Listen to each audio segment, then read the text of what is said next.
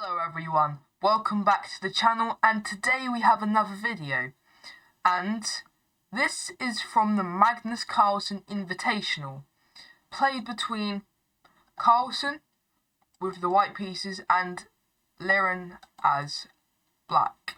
So, this game opens with e4 and e5, so this is the king's pawn opening. And we have f4 from Carlsen, so he is going straight into a king's gambit here, so offering the f4 pawn. Now, we go into the accepted variation with e takes on f4.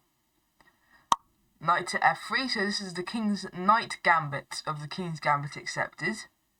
And we have knight to f6, so now we transpose into the shallop defence. Now, we have e5.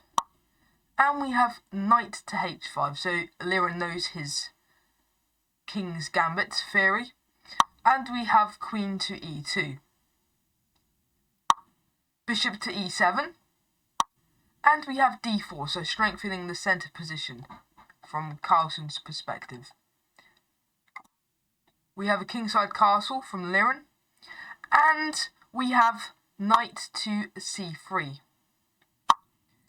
d6, and we have bishop to d2, bishop to g4, and we have a queenside castles from Magnus. Okay, now Ding responds with knight to d7, and we have queen to e1, so keeping the queen on this e-file, defending the e5 pawn, but what's going to happen is this bishop's going to be moved to e2 so it can hold up the pressure against this bishop. Now we have c6, so opening up the position. And we have bishop to e2 from Magnus. Rook to e8, so now this rook is striking down on the e-file. And we have g3, so trying to kick away this very irritating pawn on the f4 square. D captures on e5, knight captures on e5, asking for a trade of knights, and Liren goes for this. Knight takes on e5, D captures on e5, and we have f3. So this is now a passed pawn, and it's advancing across this f-file. And we have bishop to d3. So now these bishops are extremely operational, so they're pointing down the board. And we have queen to d4 from Liren. Queen to e4, so now forcing a trade of queens. And queen captures on e4, knight captures on e4, and we advance the pawn from Ding's perspective, so it's f2.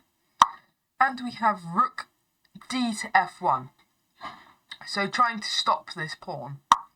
Now we have bishop to f3, so now this rook cannot escape because it cannot move to g1 because of the pawn, and this bishop's holding up the rook from escaping.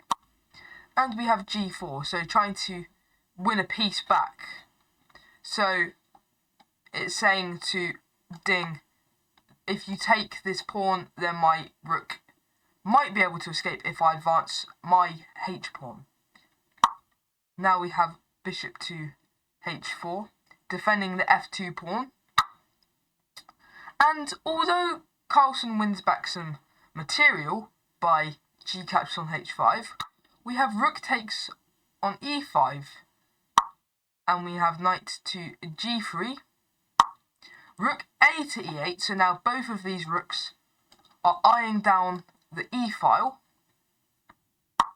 and we have bishop to c3, attacking one of the rooks, and now we have one of the best moves in the position, bishop to g5. So, there are only two options to play in this position, so you can defend with the bishop, which is a bad move because that involves the king moving out into the board, and that will actually bring the game into a mate in 3.